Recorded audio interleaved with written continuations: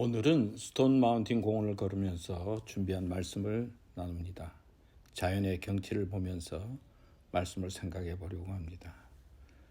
여러분 나이아가라 폭포를 가신 적이 있습니까? 젊어지고 싶으신 분들은 나이아가라 폭포에 가셔도 괜찮을 것 같습니다.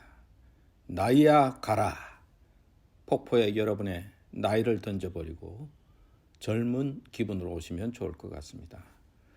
나이아가라 폭포는 너비가 320m, 높이가 51m에 달하며 초당 15만 갤런의 물을 방출한다고 합니다.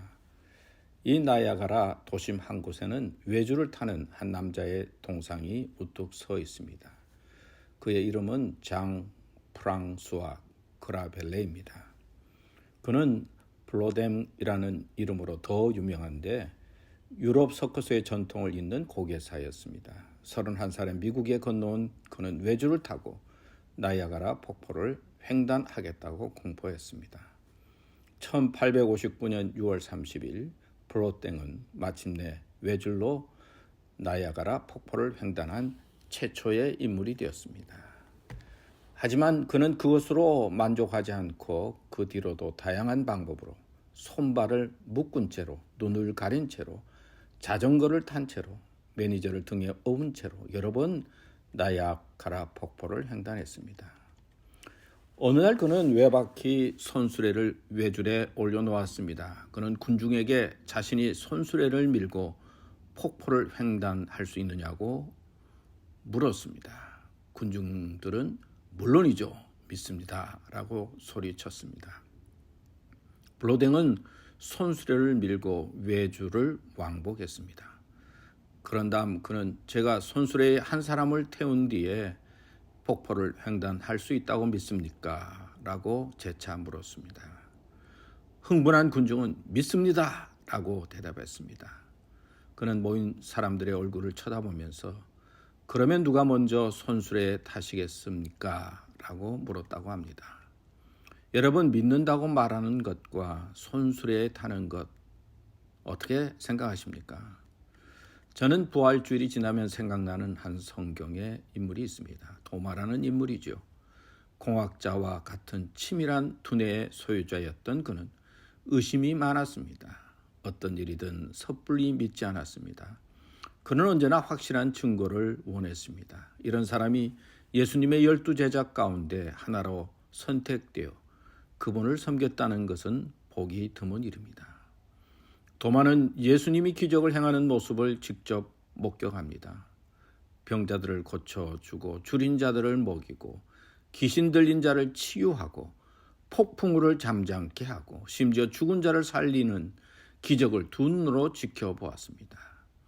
예수님의 신성을 목격한 도마는 더 이상 의심을 품지 않고 그분을 메시아로 인정할 수밖에 없었습니다. 하지만 그의 믿음은 한순간에 허물어지고 말았습니다. 메시아로 믿었던 예수님이 체포되어 매를 맞고 신문을 당합니다. 사악한 사람들의 손에 처참하고 무기력한 몰골로 십자가에 못 박혀 죽었습니다. 도마는 그 사실을 인정할 수 없었습니다. 아무리 생각해도 이해가 되지 않았습니다. 아마도 그는 예수님이 정말로 하나님이시라면 그렇게 무기력하게 불의의 희생자가 되지는 않으실 거라고 여겼습니다. 하나님께서 결코 그분의 생명을 사악한 자들에게 내어줄 리 없었습니다. 그래서 그는 생각합니다. 아마 예수님은 메시아가 아닐지도 몰라. 모든 것이 내가 착각한 것이야. 한갓 신기류였는지도 몰라. 도마는 솟구치는 의심을 달랠 길이 없었습니다. 속임수에 넘어가서 3년 동안이나 허송세월을 보냈다는 후회가 물밀듯이 밀려들었습니다.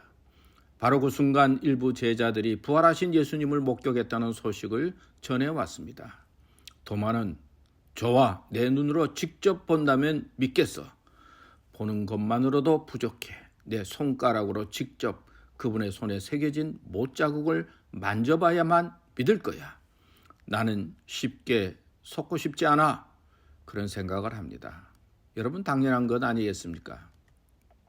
그로부터 일주일 뒤 도마가 다른 제자들과 음식을 먹고 있었을 때 제자들은 문을 단단히 걸어 잠근 채 숨을 죽이고 있었습니다.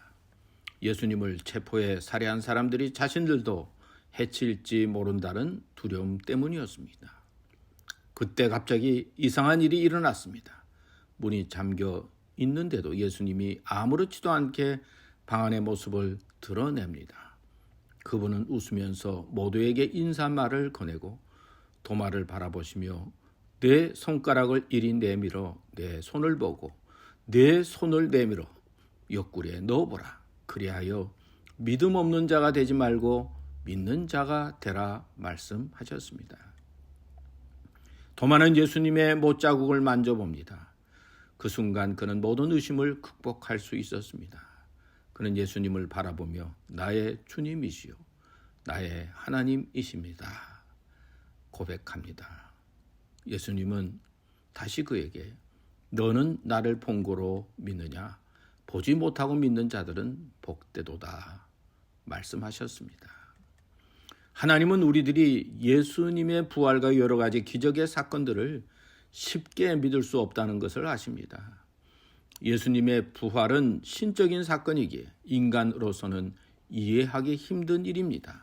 아시는 것처럼 예수님의 수제자였던 베드로도 옛날로 돌아가 고기를 잡는 어부가 되지 않았습니까? 모든 제자들은 두려워하며 걱정했습니다. 누구나 할 수 있는 일이고 세상에 다 반사 일어나는 일이면 구태여 믿으라고 믿음을 이야기할 필요도 없었겠죠. 그런데 왜 하나님은 우리에게 믿음을 말씀하시며 믿으라 말씀하실까요? 왜 우리에게 믿음을 요구하실까요? 이 말씀 속에 하나님의 사랑이 있고 이 말씀 속에 하나님의 구원이 있기 때문입니다. 다시 말씀드리면 우리가 예수 그리스도를 믿는 믿음을 통해서 영생의 자리에 들어가도록 하나님께서 약속하셨기 때문입니다. 제가 싫은 사람 중에 하나는 약속을 어기는 사람입니다. 약속을 지키지 않는 사람입니다. 그런데 하나님은 약속을 지키시는 분입니다. 하나님은 성경 말씀을 통해 많은 약속을 하셨는데 그 중에 가장 중요한 약속이 바로 영생의 약속입니다. 하나님은 우리에게 약속하셨습니다. 당신의 아들 예수 그리스도를 믿는 자에게 영생을 선물로 주시겠다. 하나님이 세상을 이처럼 사랑하사 독생자를 주셨으니 이는 저를 믿는 자마다 멸망치 않고 영생을 얻게 하려 하심이라. 요한복음 3장 16절 말씀입니다. 누가 우리에게 영생을 줄 수 있습니까? 구원을 줄 수 있습니까? 누가 나의 죄를 용서할 수가 있습니까? 하나님께서는 영생과 구원을 선물로 준비하시고 믿으라, 믿으라 말씀합니다. 주님 믿습니다.